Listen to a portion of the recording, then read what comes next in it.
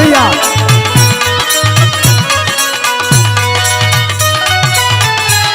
जियो जियो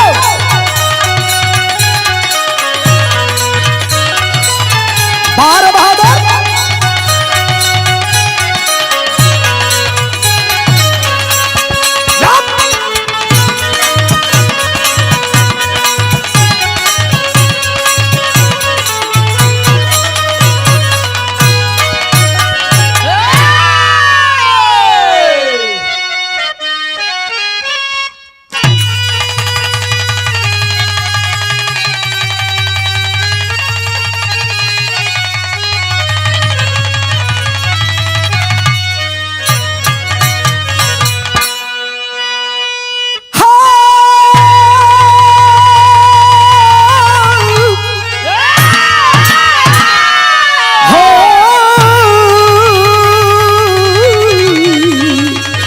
भोले बाबा जोगिया हो मुरे।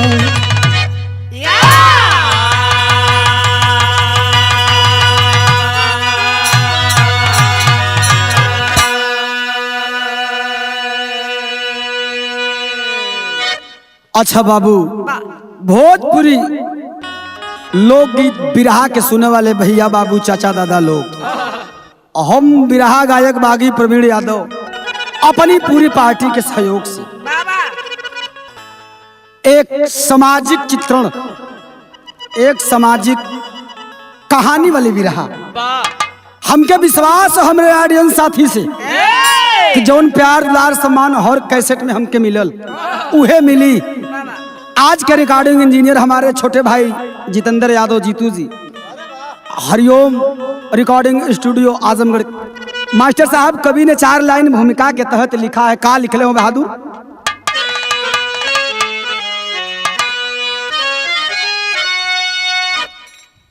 तो वफा को वफा से वफा मिल गई,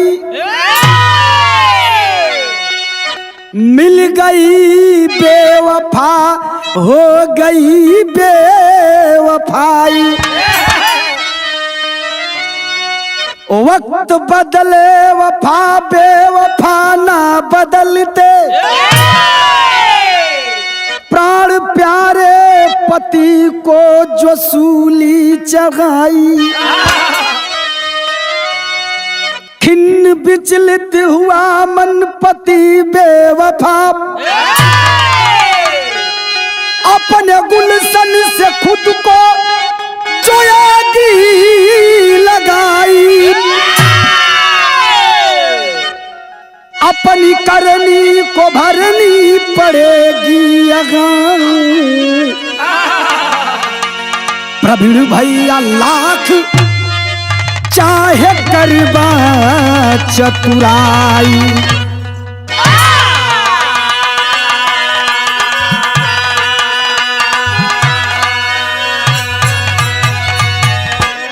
मास्टर साहब, अपनी करनी को भरना पड़ेगा यहाँ।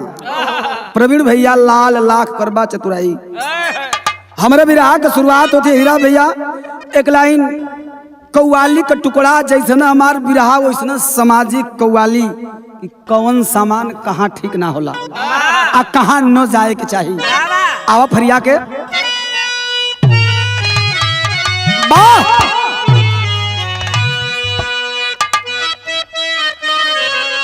वाह वाह वाह वाह। किसी शायर ने कहा, बड़ा गढ़ू बात कह ले रहे मास्टर, क्या कहे कि जिस दिए में, अरे जिस दिए में जले तेल खैरात का,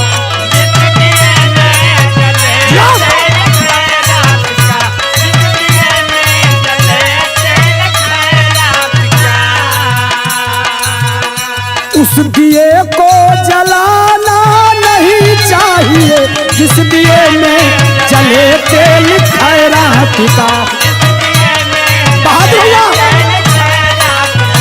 उस दिए को जलाना नहीं चाहिए।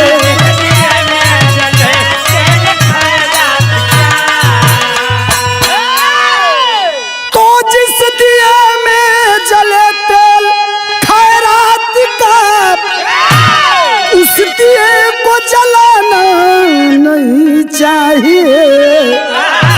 अरे जिस जगह पर न मिलती कदर साथियों,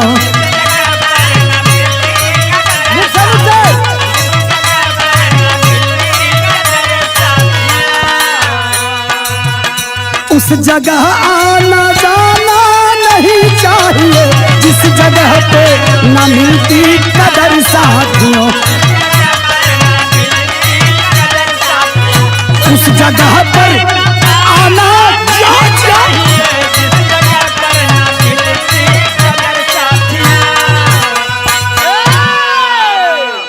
ई तो कव्वाली का टुकड़ा रहल मास्टर साहब। ऐसे निमन भाव कवि जी बिरहा में लिखत हूँ कि समाज में होना कैसा चाहिए और किसको किस चीज की पहचान होती है। का लिखल भैया कि सोना सोना न सोना, अरे सोना सोना न सोना सुहागा होई। मुझे मुझे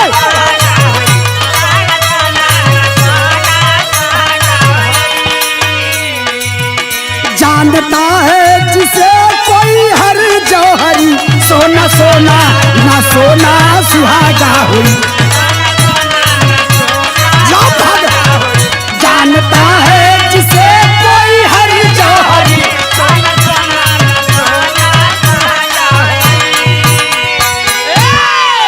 तो सोना सोना ना सोना सुहागा हुई। जानते हैं जिसे कोई हर जौहरी, परखे वाला परख कर अलग कर देई, परख कर अलग कर देई।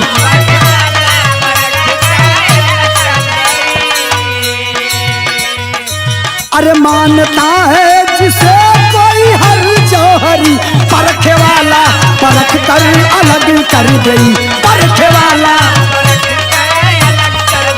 मानता है जिसे कोई हर जौहरी।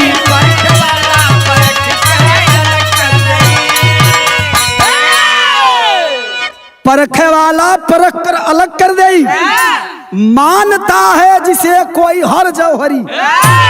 मास्टर साहब हमारे बिरहा के शुरुआत हो गई। बिरहा हो कैसन बात कहाँ कहो, एकदम कहानी के फरिया के साफ साफ हवा।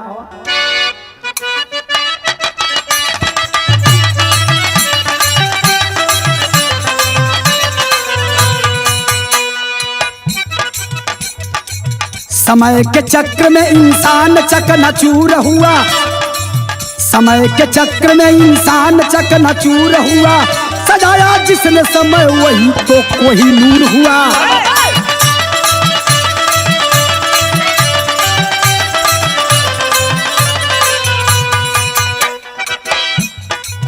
गरीबी गर की माला कृष्णकांत बदनसीबी में, गरीबी गर की माला कृष्णकांत बदनसीबी में। नमक रोटी प्याज मिलती ना गरीबी में।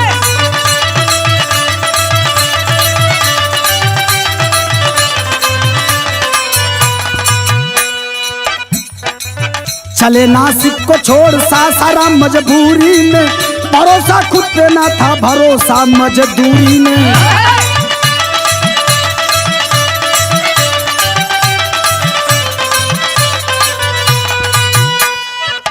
कमा के खर्चा माई बाप का पेट भरते थे, बचा के खाता में कुछ धन भी अपने भरते थे।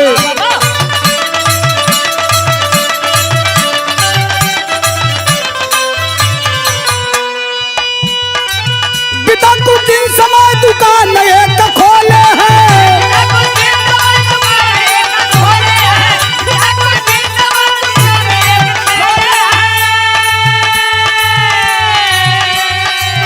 कि पिता समय कुछ दिन अरे दुकान एक खोले हैं।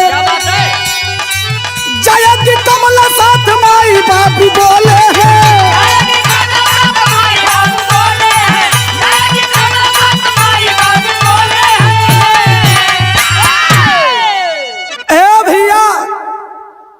हमारी बात के साफ साफ समझ ला भी रहा है, आप लोगों साफ समझ में आ जाए। बिहार प्रांत सासाराम का रहे वाला बाबू कृष्णकांत जी।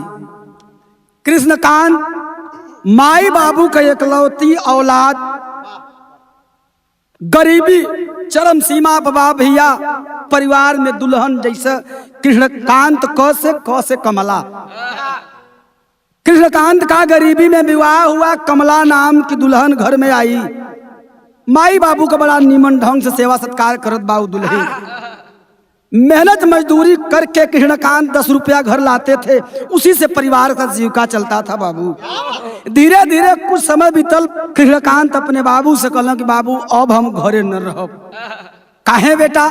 कहला बाबू तू आ दुल्हिया माई घर देखा, हम सोचत हई कि 2-4 महीना का हम फुर्सत दाम बम्बई जाई। कहला बेटा बम्बई में रुपया गाड़ल हो, मेहनत मजदूरी करके रहा, हम कम से कम हमन के यहाँ के सोझा तक रहब तू। पिता की बात को न मानते हुए कृष्णकांत चालू टिकट द्वारा मुंबई के पहले नासिक जाकर उतर गए। एक दोस्त मिले, दोस्त के सहयोग से कृष्णकांत वहां एक दुकान डालना। आ दुकान के थुआ के डालना भैया, गरीबी में पले वाले लोग कबाड़ जोन बीन बीन के लिए आवा, ओके कृष्णकांत कुछ पैसा लेके गई घर से।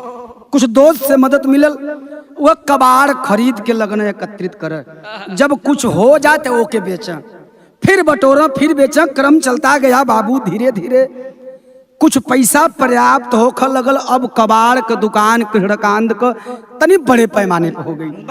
आज जब बड़े पैमाने पर भइल तो छोट मोट बिजनेसमैन कहाए लगन कृष्णकांत। ए बाबू वाकया है 1997 से कृष्णकांत गईल सन 2000 में पहली बार घर आए। टाइम से पैसा घरे भेजत हूँ। माई बाबू दुल्ही बड़ा सुखी संपन्न अपना जीवन व्यतीत करत हो भैया। लेकिन पहली बार जब कृष्णकांत घरे अइलन, 1 महीना का छुट्टी रह के जब घर से फिर बम्बई जाए के तैयारी कैलन, कहना पिताजी धंधा के बात है, वहाँ धंधा चौपट होती है, हम क्या जाए के है। माई बाबू कहला कि ए बेटा अब हम तोहार माई करे रही, हमके 2 रोटी टाइम से बना के दे देले। एक काम करा, तू वहाँ धंधा करा बेटा, अकेले परेशान हो जाला। एक काम करा कि कमला के साथे लेके जा, मने अपने दुल्हन के साथे लिया के जा, वही जब कम से कम तुमको 2 रोटी की सुविधा रही। पहले तो ना किया, लेकिन पिताजी के और माताजी के दबाव में आकर वह कृष्णकांत अपनी दुल्हन को साथ लेकर नासिक आए। आज जब नासिक अइल हो भैया, तो धीरे धीरे जब 2-4-6 महीना 8 महीना बीतल, धंधा एकदम चरम सीमा पर हो। एक दिन मने मने सोचत हम दोनों प्राणी, आज सोचला का रूमों पर बैठे बैठे कवि जी एक लाइन गीत लिखना भैल का भैया।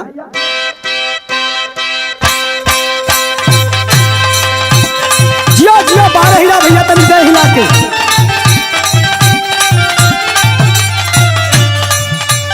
ए मास्टर साहब, दिखाई हमारे भारतवर्ष में कौनो ऐसा मेहरारू है, ये बड़ा खोजले मिले। 12 मेहरारू कवि की कलम सलाम करती है। दुनिया का मेहरारू तमाम किस्म का व्यवस्था मांगल है अपन मर्द से। असों का गर्मी देख के ना कितनी एसी बिना नहरे भाग गई। तो वो मेहरारू कैसा ना अपने मर्द से कहलस, का कहल भैया? नइखे मानत साया साड़ी, नइखे मानत साया साड़ी, नइखे मानत कंगना। या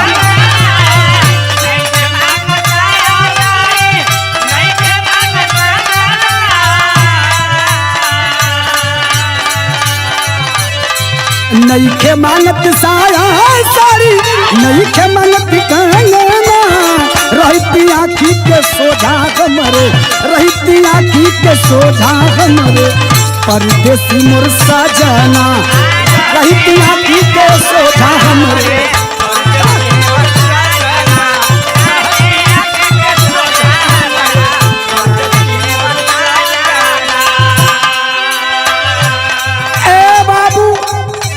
बैठल अपने घर में कृष्णकांत सोचत हुन, का सोचलो भैया? धन दौलत बढ़ल बढ़ल,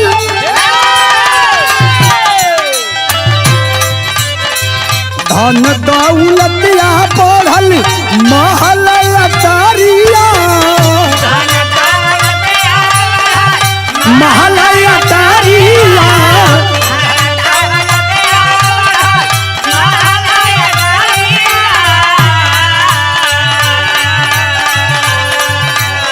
कि धन दौलतिया बढ़ल, धन दौलतिया बढ़ल, महल अटारिया। सुनी सुनी लागे ये बहिन, सुनी सुनी लागे ये बहिन, कमला के आचारिया। सुनी सुनी लागे ये बहिन, कमला के आचारिया।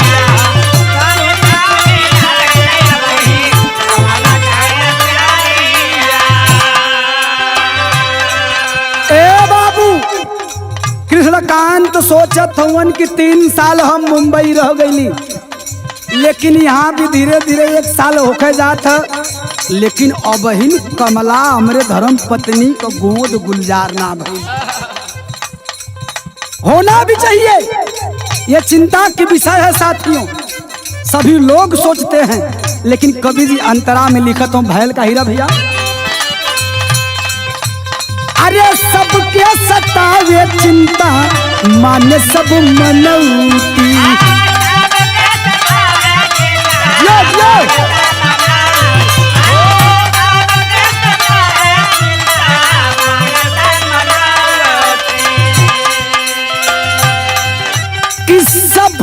'सतावे चिंता मांगे सब मनौती, आ भर दे तू गोदिया जीव दानी भगवती। जो जो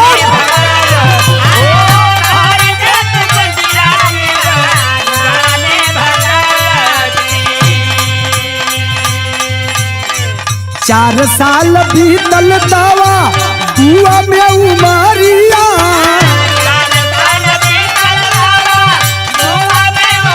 जो जो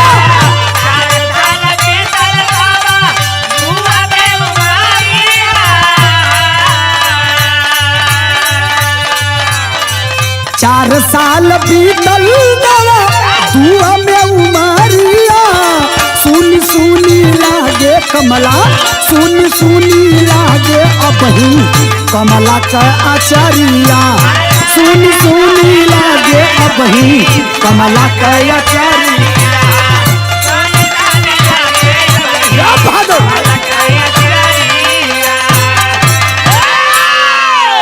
ए बाबू, दोनों प्राणी वही रूमों में बैठल जीवदानी माता बम्बा देवी जी का मनौती मनल की हे माता रानी, जौना दिने कमला का गोद गुलजार हो जाई, आय के तोहरे दरबार में नरियल चुनरी चढ़ा के बेटवा का मुंडन करावल जाई।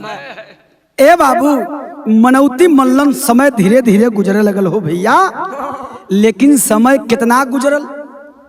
7-8 महीना और गुजरल। आज जब 7-8 महीना और गुजरल मास्टर साहब, तो एक काम भैल, भैल का गीत बदल गई।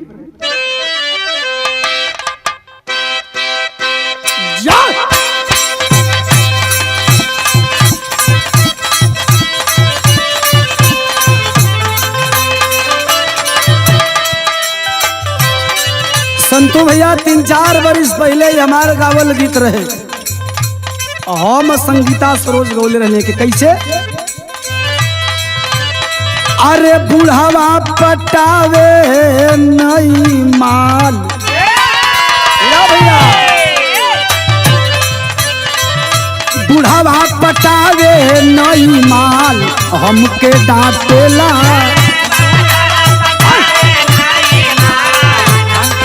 क्या बात है?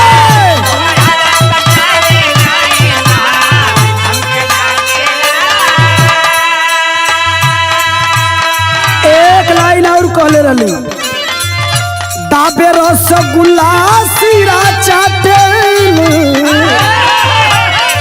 चाबे रसगुल्ला सीरा चाटेला, बुढ़ावा पटावे नई माल, हमके चाटेला।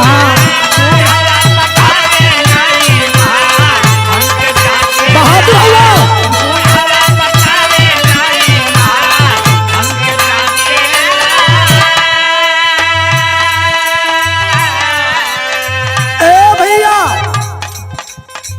जब लरज के सामन बरसल झूम के मास्टर साहब तो कमला एक दिन सवेर में कृष्णकांत से कहली, सुन आई नेनुआ सरपुतिया के भुजिया निक न लगत है। कहल तब कमला कहलस का कमला का जीव पीतराला,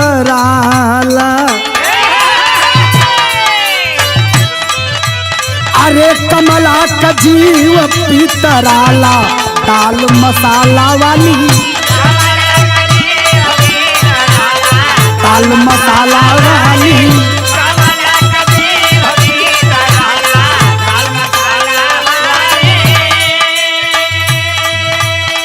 ए बाबू कमला कहली अब कुछ चटक मटक हमार खाए का मन करता हो।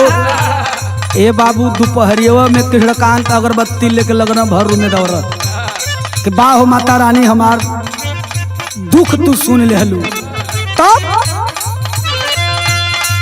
मची गयल सगरो हाला, दाल मसाला वाली,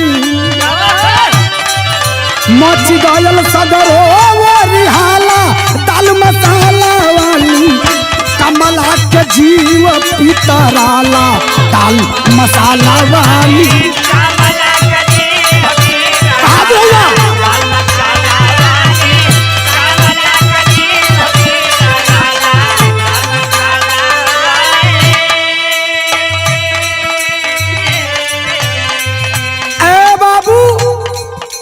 कृष्णकांत अगरबत्ती धराई के पूजा पाठ कोई के नीचे उतरलन। कमला से कहलन देखबू हो एक नई फैक्ट्री का हम ओपनिंग करे वाला रही हैं, तो आज से बढ़िया एकर मुहूर्त कोनो हो ही ना सकेला। पहुँचे और जाके अपने वर्करन से कहलन कि एक नई जो हमने कंपनी की बात की थी उसका आज ऑन द स्पॉट आज ही उसकी मुहूर्त होगी। पूछे लगना मुंशी मैनेजर मुनीब लोग, साहब कोनो बात है का, साहब कोनो बात है का। साहब बतौलन मैनेजर साहब लेके झपोली का मिठाई घूम घूम बांटत हम डब्बा से, ला खा लोगन, आज हमारे सेठ जी के बाग में नई रोशनी आने वाली है। तब कवि जी के लिखे पर भल का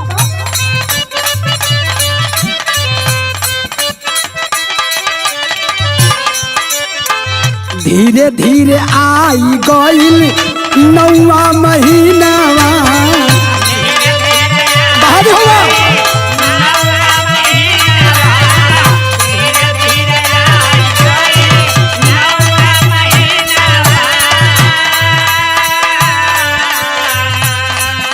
उठल प्रसव के पीरा अस्पताल दरमियानावा, जो जो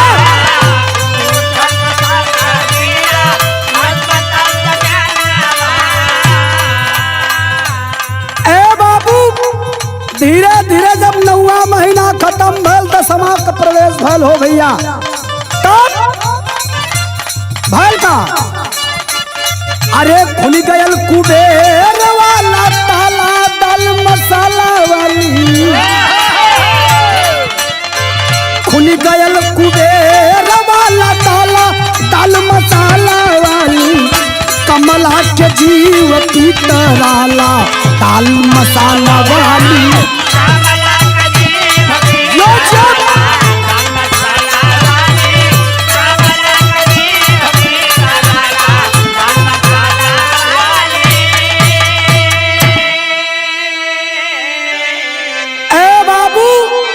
जवन सेठ नंगा हाथे पहुंचल रहन नासिक की धरती पर, भगवान की महिमा हुई।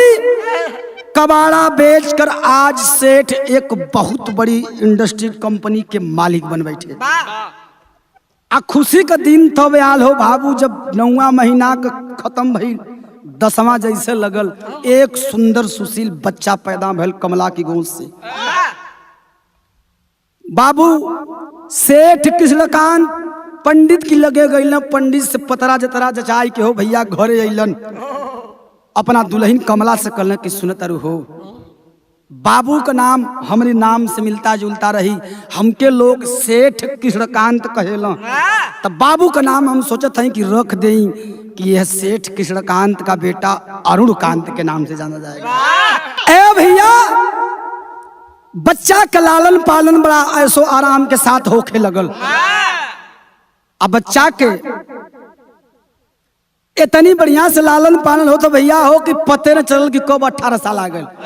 जब 18 साल का लड़का हो गया, एक दिन बचवा सेठ कृष्णकांत और उनकी धर्म पत्नी रात को कमला देवी खाना खाए बैठल हुआ। कमला देवी कहली कि स्वामी मालिक का दिहल अमन के पास अब सब कुछ है, लेकिन एक ठे तू गलती करत हुआ। हाथे कवर जगहिए पर रुक गलो भैया। कृष्णकांत कहना कि कमला बताओ मुझसे कौन सी गलती हुई है, तुरंत बताओ। कल सैया बहुत बड़ी तू भूल करता। कमला देवी बताओली का कृष्णकांत से एक लाइन तरज लगिल मास्टर।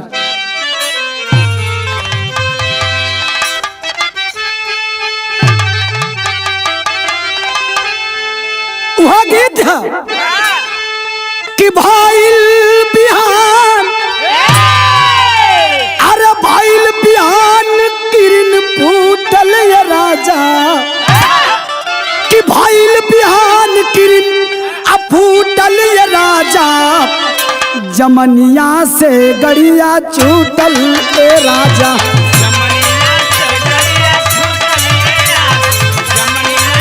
जियो जियो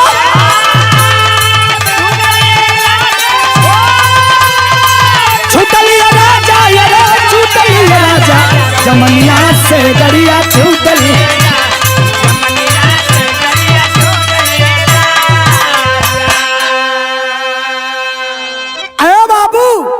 तक गीत कलाइन रहो, लेकिन कमला देवी अपने पति कृष्णकांत से कहली का 18 साल के बाद कहली का कि बबुआ सयान कुल, अरे बबुआ सयान कुल कइलो यो राजा, आ दर्शनवा के भूली गइला ये राजा।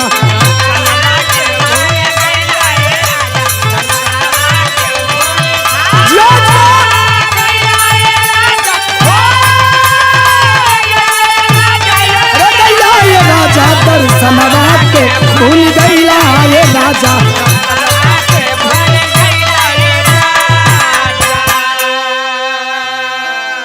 कहली का हो अपने धंधा बिजनेस में तू इतना बिजी हो गईला कि धीरे धीरे जौने बेटा को मनौती मिलने रहा।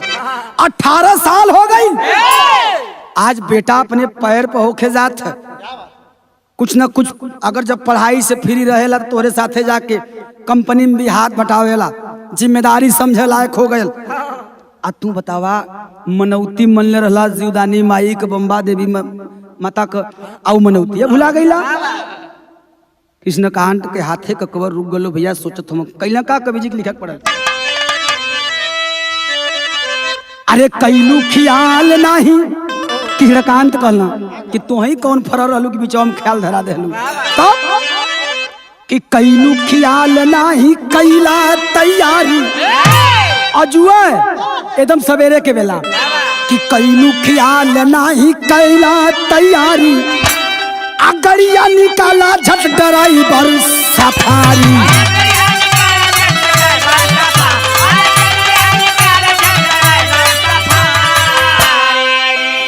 सब जगह चुनरी और सब जगह चुनरी चढ़ौला ये राजा, दर्शनवा के भूल गइला ये राजा। दर्शनवा के भूल गइला ये राजा, दर्शनवा के भूल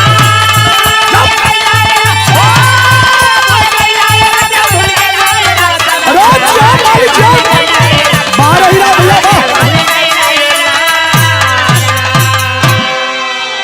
ए भैया सबेर कबेला भइल जैसे है ड्राइवर गाड़ी सफारी निकल सेठ जी का नई की गाड़ी।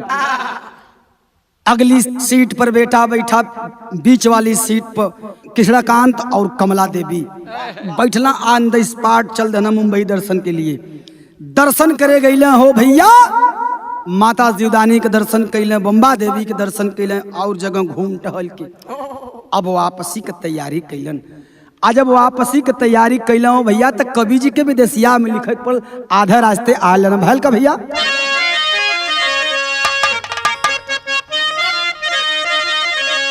अरे होनी अनहोनी 40 किलोमीटर दूर खड़ी, आ पलटल बगाड़ी गिरल रोड पर सवरिया आ खूनवा से लथपथ कमला हॉस्पिटल में एडमिट भैली आधेली बिनिगेटिव खून यंसिका छोकरिया एहसान के बदले सेठ आ पहुँचे दौलत ले भवनावा हो आ मानवता के नाते माई कैली होत जोरिया कि आवाजाही बढ़ल रिश्ता प्रेमवा के बढ़ी गई आ बिटिया के शादी भइली फिकरिया। ए बाबू, उस हंसते खेलते परिवार पर एकाएक दुख का पहाड़ टूट पड़ा। बाबू सेठ जी कृष्णकांत अपने बेटे अरुणकांत और धर्म पत्नी कमला देवी के साथ नासिक वापस लौट रहे थे मुंबई से। बाबू आधी रास्ते में अचानक गाड़ी का संतुलन बिगड़ा भैया। एकाएक गाड़ी पलटी मार गई। जब पलटी मार गई लो भैया तो अरुणकांत के कम चोट लगल है, सेठ जी के भी कम चोट लगल है। लेकिन बार मालिक की मर्जी, सीट पर दाहिने तरफ कमला देवी बैठी थी, दाहिने ही के तरफ ही गाड़ी पलटी। बाबू सर फट गया, हर हर हर हर खून का धारा चलते हो भैया। आनंद फानंद में ले आए के वही बगलिए में एक हॉस्पिटल में एडमिट कल गल कमला देवी की। लाख मशक्कत के बाद कमला देवी को होश नहीं आया। डॉक्टर ने कह दिया कि ऐसा है कि चोट लगने के कारण इनका काफी खून बह गया है और ये बी निगेटिव ब्लड इनको चाहिए। जितना जल्दी हो सके आप ब्लड की व्यवस्था करिए। साथियों सेठ जी पागल बन के घूमत हो पूरे अस्पताल में, बी निगेटिव ब्लड न मिलत है। प्रमाण मिलता है बाबू चाहे जहां भी हो, लेकिन बी निगेटिव ब्लड बहुत कम लोगों का बनता है। ए बाबू हॉस्पिटल में एक लिस्ट लगी है, सरकारी हॉस्पिटल में लिस्ट लगल है। जब शिविर चलल जांच वाला तो जांच में दिखावल कि बगल के एक गरीब भिखारन की लड़की जो फूल और माला बना करके बाजार में बेचकर अपना पेट पर्दा चलाती थी, उसी की लड़की का नाम बाबू अंशिका। वो अंशिका का बी नेगेटिव ब्लड रहे। लिस्ट सेठ जी पढ़ के एड्रेस पूछत गईला। वो समय अंशिका मालिन और उसकी मम्मी दोनों लोग फूल का हार बना रही थी। बाबू सेठ जी जब पहुंचलन जाय के पैर पर गिर गईला, हाथ जोड़ के कहलन कि हमको तुरंत बी निगेटिव ब्लड की जरूरत है और वो ब्लड आपके बेटी के पास है। जो मांगोगी दौलत दे दूंगा, लेकिन मुझे ब्लड डोनेट कर दीजिए। ए बाबू मानवता का पालन करने वाली वह माँ अपने बेटी अंशिका को लेकर हॉस्पिटल आई। क्षमता अनुसार बाबू ब्लड डोनेट किया गया और जब ब्लड चढ़ल हो भैया तब कमला देवी होश में अली। आज जब होश में अली तब सेठ जी गई ने एटीएम से पैसा निकलना मात्र 25,000 रुपया हो भैया। खुशी में ले गई ने वो मालिन के दरवाजे, अंशिका बेटी के दरवाजे ले जाकर रुपए का बैग उस बूढ़ी माँ के सामने रख दिए। अरे माँ इस बैग का पैसा आप रख लो, अगर आपकी बेटी नहीं होती तो मेरी जीवन संगिनी आज इस दुनिया को छोड़कर चली जाती। ए बाबू गरीब का दिल मास्टर साहब बहुत बड़ा होला। वह बूढ़ी माँ के आंखों से प्रेम के आंसू छलछला गए।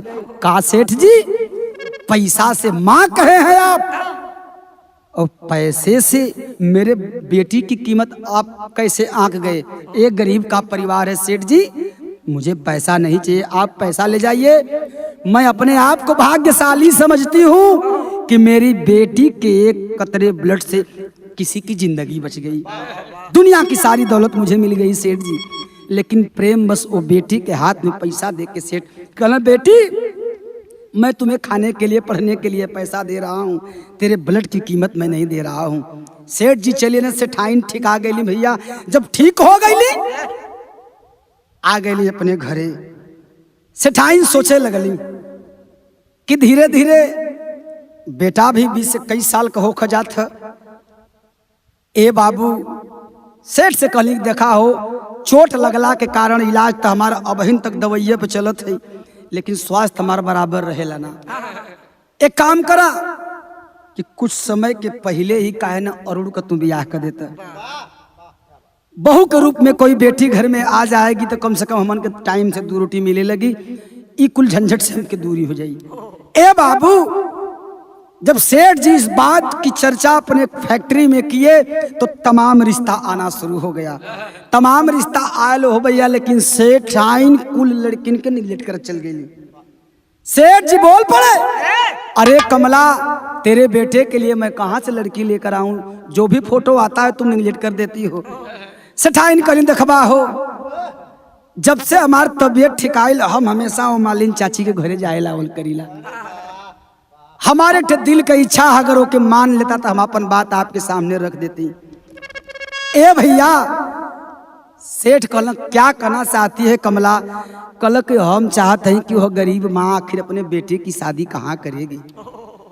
आज उन्हें बेटी के ब्लड से हमके जीवन दान मिलल, ए स्वामी काहे न वो बेटी से अपने बेटा का शादी करके हमेशा खातिर वो बेटी के अपन बहू बना के और अपने बेटी के निगाह से अपने परिवार में रख के देखती। अरे बाप रे बाप, इतना बड़ा फैसला जब कमला लेती हैं, सेठ जी के जैसे लगल कि खुशी का पहाड़ टूट गया। कल कमला तू तो मेरे मन की बात छीन ली। मैं सोचता था कि हो सकता है तेरे बेटे को नागवार लगे, तुमको नागवार लगे, इसलिए कि वो गरीब की बेटी है, लेकिन ले मेरा यह दृढ़ संकल्प है। सेठ जी कहला का भैया टेरी लगा ला।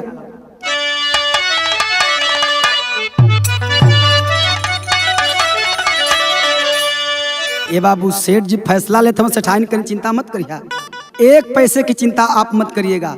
सेठाइन कहली का कि दौलतिया, अरे दौलतिया हम के चाहिए नहीं के सवारी,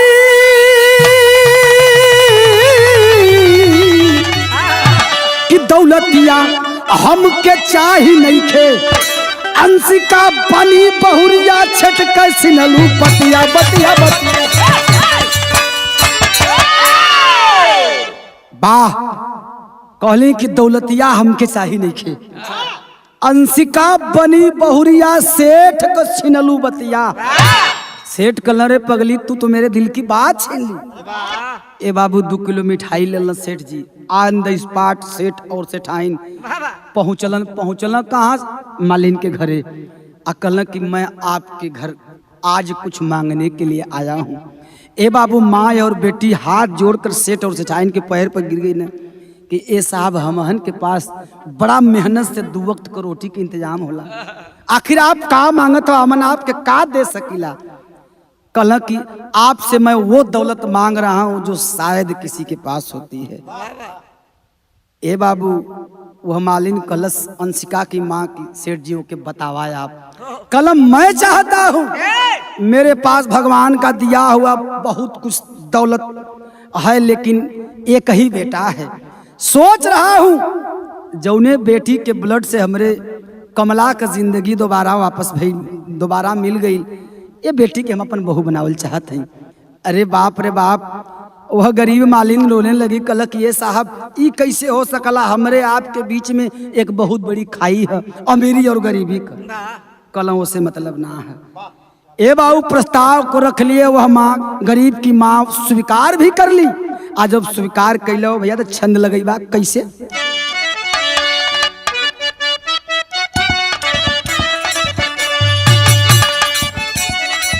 झटपट हो गई सगाई, अंगूठी हार पहिराई, चाही कुछ न बजी है दुआर बजना।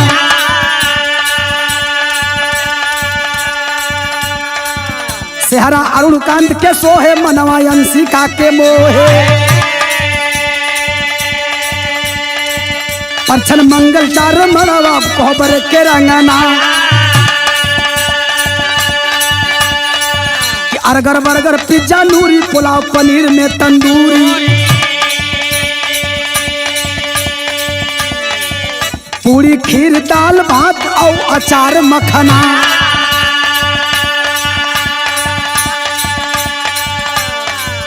आरती भरिया कावरिया रंगना रागनी बहुरिया साथ खनकल बाटे चूड़ी रंगदार कंगना। जब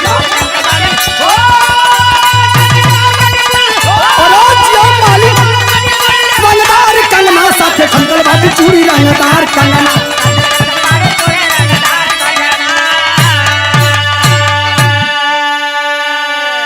ए बाबू अपने घर से और अंशिका के घर तक जितना रुपया खर्च हुआ सब खर्च सेठ जी अपने जिम्मेदारी पर ले लिए।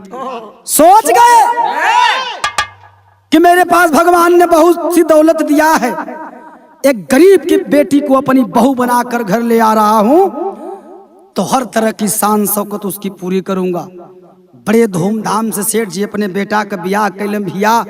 अंशिका जब दुल्हन बन के घर में आई नहीं, अब मात्र 2 दिन बीतल हो भैया। बुला लिए अपने बेटे अरुणकांत को, बोले कि बेटा तेरे दिल में जहां आए मेरी बहू को साथ लेकर जा और हनीमून कर यार। ए बाबू वो बेटा हनीमून कर निकलल, लेकिन प्रमाण मिला बाबू कि माँ और बाप के दबाव में आकर के वह अरुण शादी तो अंशिका से कर लिया, लेकिन लवली नाम की एक लड़की से उसका नाजायज संबंध था साथियों। जब ब्याह हो गई तो लवलिया फोन कैलस, कल का हो तू ब्याह को लेला, हमारी बारे में ना सोचला, इसीलिए तुम मुझसे प्यार किए थे। अरुण बोला पागल हो लवली, ये मेरे मम्मी और पापा की जिद थी, समय आने दो, सारी समस्या का समाधान मैं करूंगा। और पापा मेरा और अंशिका का टिकट निकलवाए, हम लोग गोवा जा रहे हैं और कई जगह घूमेंगे, तुम्हारा टिकट मैं निकाल दे रहा हूं, तुम भी चलो।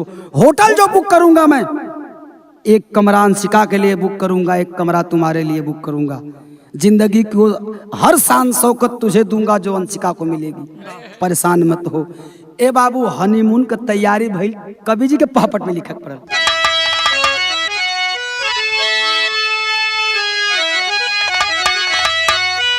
हनीमून के अरे हो गई तैयारिया सरिया बिहौती आ घुघुटा से झाकेला कि अरुण लवली लवर के साथे आ सेठ रहल पलनवा हो आ घाटी में धक्का देलन मारे खातिर जनावा हो। घायल अंशिका बाली संगम कछरिया सरिया बिहौती अलट बिट से ठीक कैले पाए खबरिया सरिया बिहौती।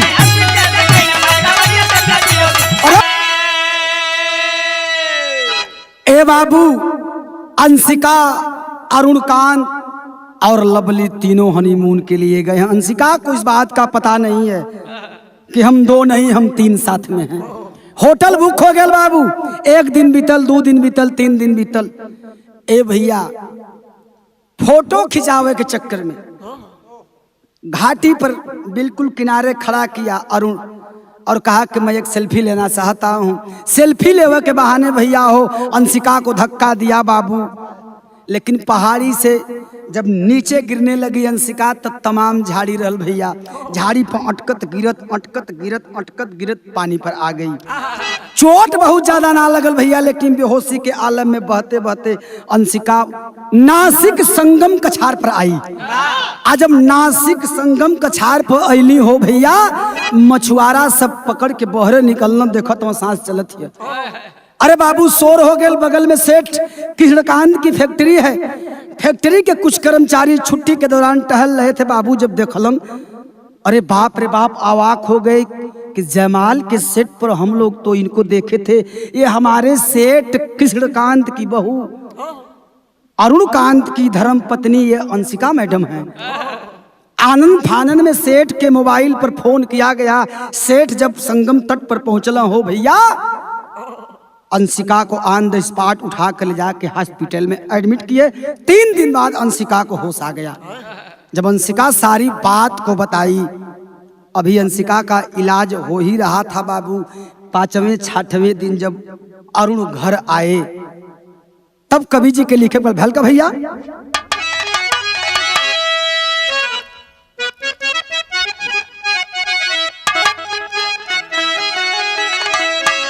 अरे विधि के विधान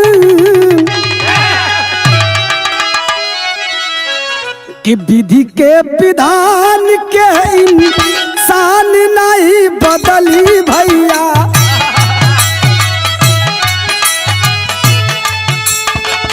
चाहे लाख करबा युक्ति करबा उपाय, 8 दिन के बाद यारू आइला जब घरवा भैया। अरे पूछा माई बाबू कहवा बहू ना दिखाय। ए बाबू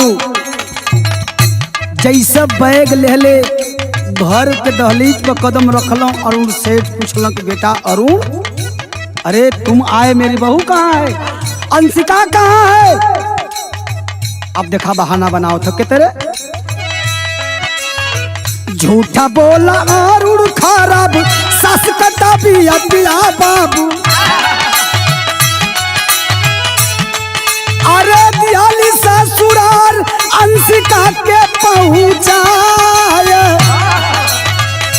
पापा रास्ते में हम लोग थे तो ससुराल से मेरे फोन गया, अंशिका की मम्मी की तबीयत खराब थी, मैं बाहर अंशिका को मैके छोड़ आया। बाबूजी कहना अच्छा अच्छा, तब तो बड़ा अच्छा किए बेटा, लेकिन भैल का अंशिका के बतिया सब साचा होई गईली भैया। हाथ पकड़ बहरा माई दिहाली जब लिया। ए बाबू कौन सत्य है कौन असत्य है, सेठ कृष्णकांत को कमला देवी को समझने में देर नहीं लगी।